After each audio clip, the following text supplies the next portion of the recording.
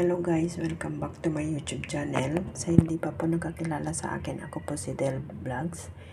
Ito po, gusto kong i-share sa inyo itong recipe ko na bean curd po ito.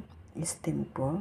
Meron tayong sangkap dito na minced pork, carrots, Chinese celery, and onions. Yan po, steam ko. And let's ito po, minarinish ko po ng light soy sauce, sesame oil, and paper po. So, yan, i-share ko kung paano ko i-steam. So, ito na guys, i-steam natin tong bean curd. Pasensya na po sa process ko kasi talagang sa ubo ko kasi 5 minutes po yan. 5 minutes lang. So, ito na guys, igisa natin muna yung yung minced pork.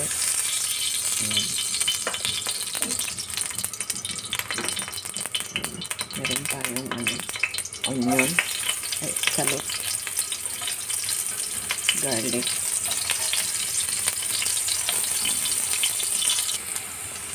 minced pork,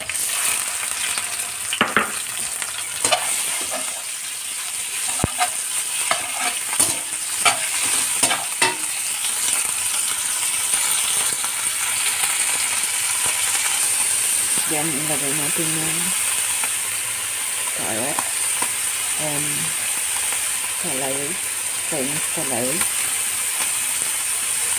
Ayan.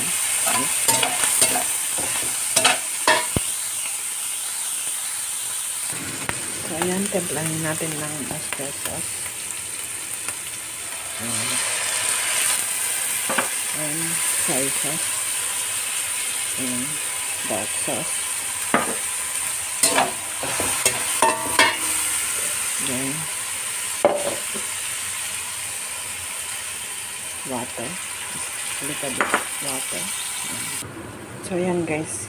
Wait natin ng 5-10 minutes na maluto yung yung minced pork saka yung sahog niyang carrots and celery, Chinese celery. Ito yung na-steam na po yan na bean curd. Ayan. Lagay natin yung sabaw dito. Ay! Bastos.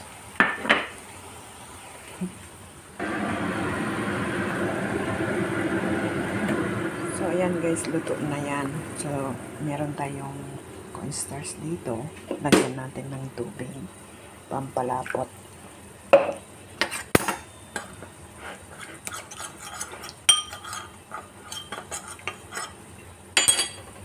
Lagyan natin dito. Ayan.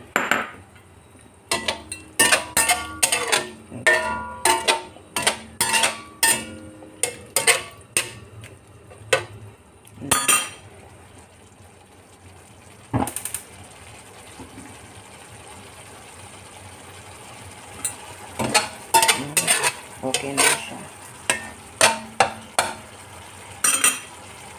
Then, ilagay natin sa top. So, ito na guys yung steam tofu ko. Nilagay ko na yung top, yung niya, stuff niya pong minced pork. Ayan, nasa top niya na po. So, yun, maraming salamat po sa panonood nyo at sa suporta nyo po guys. Salamat ng marami. Ingat. At kung bago ka lang po dito sa aking channel, please subscribe naman po dyan. Del Vlogs po. Ayan, maraming salamat. God bless po sa lahat. Bye-bye.